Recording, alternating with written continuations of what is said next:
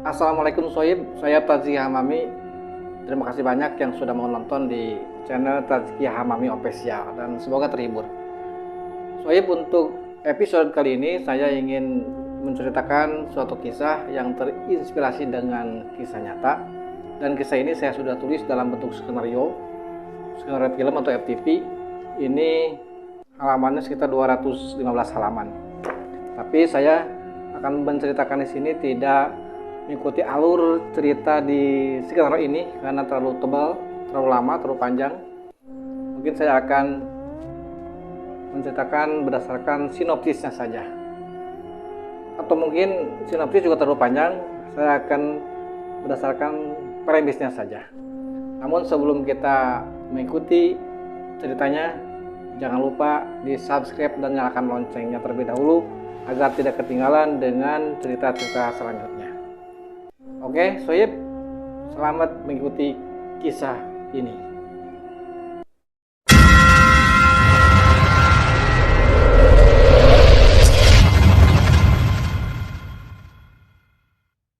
Kisah ini berawal dari cinta sepasang anak manusia. Dia adalah Firman dan Hesti. Jalinan kisah cinta keduanya sudah berjalan 2 tahun. Firman adalah sosok pemuda bersahaja, kalem. Dia begitu hormat dan menyayangi ibu dan adik perempuannya.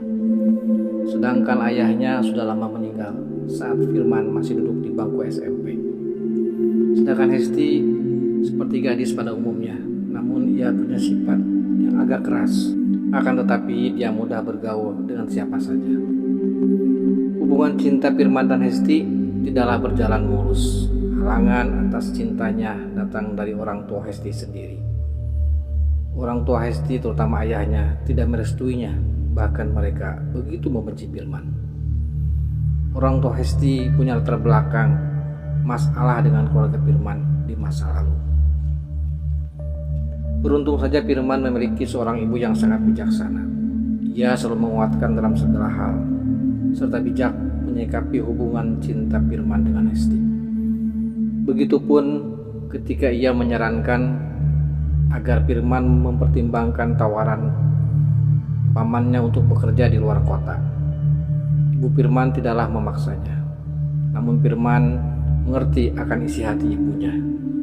Maka Firman pun mengungkapkan pada ibunya sebelum ia menerima tawaran bekerja di luar kota, ingin dirinya menemui orang tua Hesti dulu untuk meminta restu hubungan cintanya dengan Hesti untuk yang terakhir kalinya. Dan pada suatu hari Firman pun datang menemui orang tua Hesti. Seperti sudah bisa diduga, maksud Firman ditolak kasar, bahkan setengah diusir.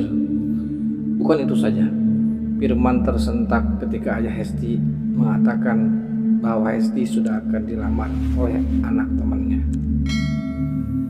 Orang tua Hesti sudah kehabisan akal untuk memisahkan hubungan anaknya, yaitu Hesti dan Firman yang mereka benci termasuk keluarganya.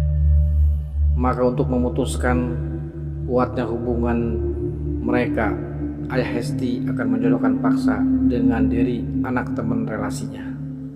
Tentu saja itu dapat penolakan keras dari Hesti. Setelah Firman menemui orang tua Hesti dan dapat penolakan dan dapat kabar juga bahwa Hesti akan dijodohkan dan akan dinikahkan segera, Firman pun memutuskan untuk menerima tawaran pamannya bekerja jauh di luar kota.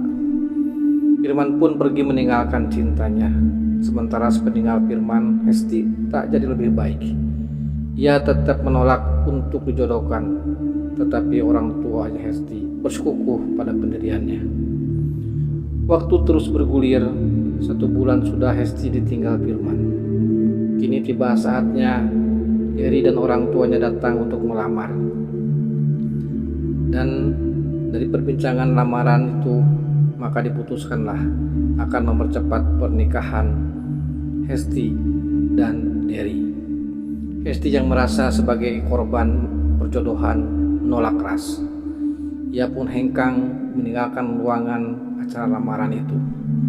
Hesti pergi dengan mengendarai sepeda motor meninggalkan rumahnya.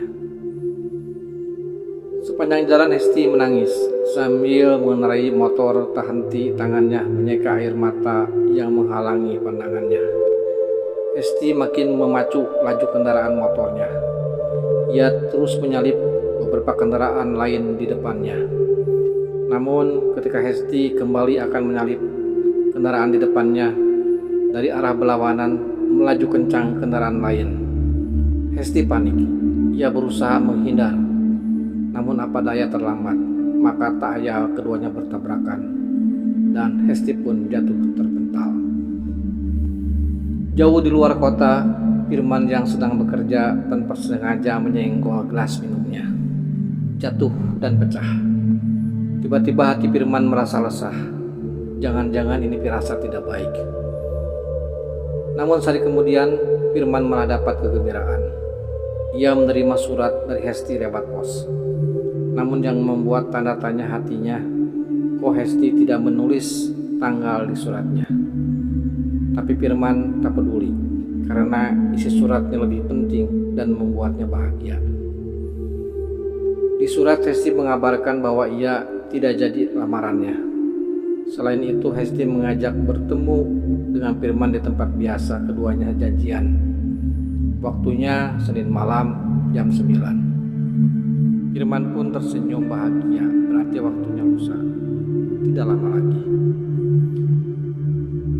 Di surat pun Hesti berpesan bahwa Firman jangan datang ke rumah dahulu, tetapi langsung saja ke tempat yang sudah dijanjikan. Dan buat Firman itu bukanlah masalah besar, pasti dia menepatinya. Tepat pada waktu yang dijanjikan, Firman sudah sampai di suatu taman kota, tempat yang biasa jika mereka bertemu.